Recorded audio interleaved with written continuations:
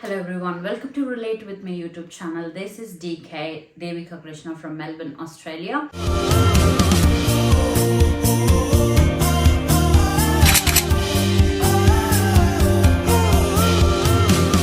If you're first time to this channel, please subscribe and share it with others if you like this video, if you think this information is useful to someone in your family or in your friend circle. In this video, I will be talking about what you need to bring to Australia if you're flying first time to the Australia, or if you're flying first time ever in your entire life. Please do watch this video till the end. Without any further ado, let's get started. This video is divided into three parts. The first part is if you're flying first time in your entire life, things you need to know, and the second thing is what to pack and what not to pack. The third segment is about Australian Border Force rules, biosecurity rules, fines and penalties. So the first segment, if at all, if you're flying first time in your entire life and if you're boarding that international flight first time in your life, I think you should know these details. I will first talk about luggage or baggage. Whenever you book a ticket, in the ticket while you're booking, in the itinerary itself, it says there are two kinds of luggage. That is, one is cabin luggage, the second is check-in luggage. The cabin luggage always comes with you, and usually or typical allowed weight is 7 or 10 kgs depending upon the airlines. Check-in luggage will vary from 10 to 45 or 50 kgs in some airlines. So feel free to check your ticket properly before packing your luggage. Now, the cabin luggage, it always comes with you guys, and it will stay with you when you have a layover, and you will carry it with you throughout your entire journey.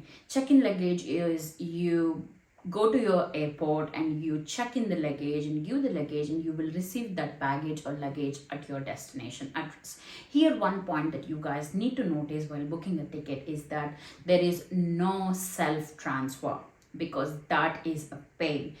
Of course, this doesn't apply if you have a direct flight from your city to the destination city, but let's say if you're flying from Bangalore to Melbourne, usually you will have a layover in, could be Singapore, Malaysia, Sri Lanka, depending upon your airlines. When your ticket says it's a self-transfer, then it's a pain. Why? Because you have to do the stuff all over again that you do at your city. Let's say if you're boarding the flight in Bangalore, Hyderabad, Delhi, Mumbai, wherever you are, you give your check-in luggage, you go through the security and then immigration, and then you board the flight.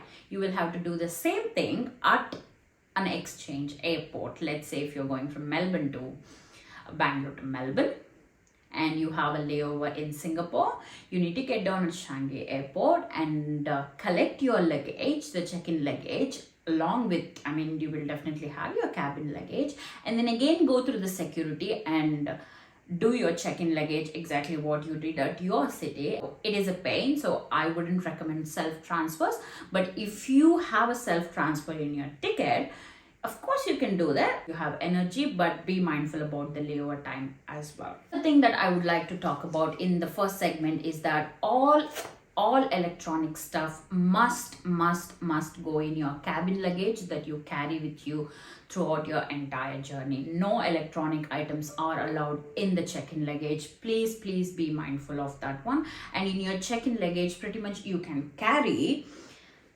anything, but make sure to declare it. Feel free to watch the second segment and third segment for more information on it. Always remember, guys, whenever you're checking in, let's say your limit is 30 kilos, the agent or the consultant who will be helping you at your city, definitely they will have a cap around 2 kgs to allow. So please feel free to persuade them.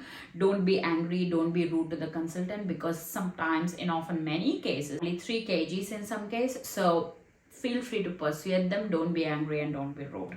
Now, getting into the second segment, what to pack and what not to pack. In your cabin luggage, all the electronic things must go. Your laptop, your phone, your charger, your tablet, your power bank, earphones, headphones, everything must go in your cabin luggage. And the second thing is, I would like to ask you guys to take an empty water bottle with you, because water is so much expensive in airport, and during the security check, there's no liquid items allowed above 200 ml. So of course you can't carry water, and be mindful about your moisturizers, perfumes, and any other skincare products that you get on your cabin luggage. Make sure that they are not above 200 ml. If they are, they're gonna get rid of it at the security check. They will not give you. So if they are expensive, it's gonna be a pain again. So be mindful about that one. As carry one jacket, because it tend to be really cold in the airport and in the flight as well, and flight blankets are sick and they are not really good. And one pair of clothes for you. Apart from this, don't carry anything else. I would always recommend everyone, including myself, always keep your cabin luggage light, because let's say if you have a layover in Shanghai airport or Shanghai airport, whatever you guys call, or Hong Kong airport, those airports are huge and large. If you want to roam around, if you have a luggage with you that has a lot of weight on it, it is really hard to roam around. So always keep it light, your cabin luggage. Now coming to the check-in luggage, no meat is allowed. Most of the airlines, most of the countries, they don't allow meat products as for the biosecurity goes. In Australia, they don't allow homemade food, so don't get that one. Apart from this, anything else you want to carry it, but please declare it. Please declare it, because when biosecurity officer sees your declaration, if they want to allow it, they will allow. If they don't want to allow it, they're gonna get rid of it right away without getting any fines or penalties. Let's say if you bring some item and if you don't declare it, then there are high chances that you get fines starting from 313 Australian dollars to 6,256 Australian dollars. Please watch the next segment. The third segment I would like to talk about is Australian Border Force and biosecurity rules, fines, and penalties.